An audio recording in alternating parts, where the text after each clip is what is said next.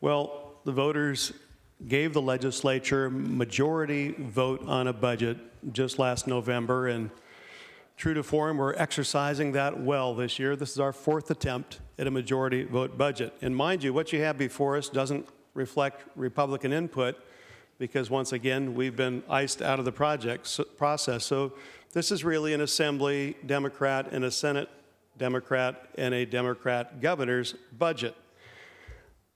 But what's happened since January? The governor outlined a $14 billion tax need with a $12 billion worth of cuts. He called it, equal revenues, equal taxes. The mayor vision showed us $6.6 billion of extra revenue. And even this budget assumes yet another rosy scenario of $5.2 billion on top of that. Well, lo and behold, that's nearly $12 billion more than what was really needed in January. Remember, we were going to raise taxes an extra couple of billion to backfill Prop 98, but that's another story. It was really about $12 billion of revenue they needed. And so here you are with needing 12 in January with new taxes or extending taxes. We've since scored $12 billion, but we're still calling for taxes. Now you're calling for taxes next year. And you'll go out and you'll poll and you'll find out what kind of taxes that the people would support, and you'll probably plug that in. But if we now have the revenue that we needed at the beginning of the year, why is it we keep going back to the voters and asking for yet more? These are still difficult times. Our businesses are still trying to recover.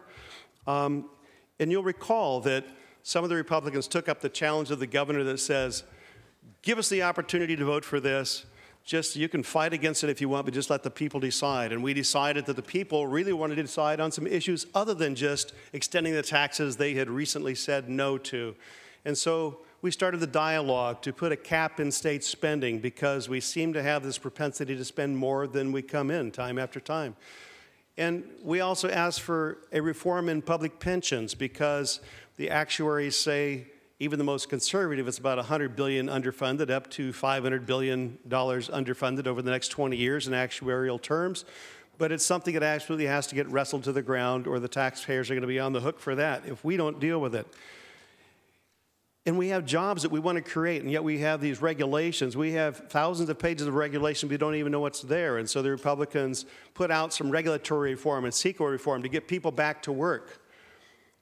While that didn't result in anything tangible, because we came down a road that we're willing to score that to allow the people to decide on taxes as long as they could decide on these other issues, here we are again, and we're facing none of these reforms. We have no pension reform, we have no spending cap, we have no regulatory reform, we have no CEQA reform, we have business as usual with a projected tax on the ballot next year.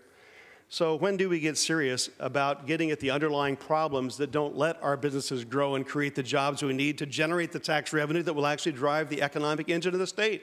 When are we going to do that? Wouldn't that be refreshing, instead of going back to the well and saying we need just a little bit more tax from the public? It's clear that this bridge tax was never needed, because we have scored $12 billion. So what were we doing in this exercise? It's very frustrating, but it's clear that it was just a pick-off to not only score this revenue, but to dupe the voters into giving a little bit more tax as well in some special election. I think there's a lot of problems in here. You've heard some others, and you will hear some others speak against this, but I urge your no vote.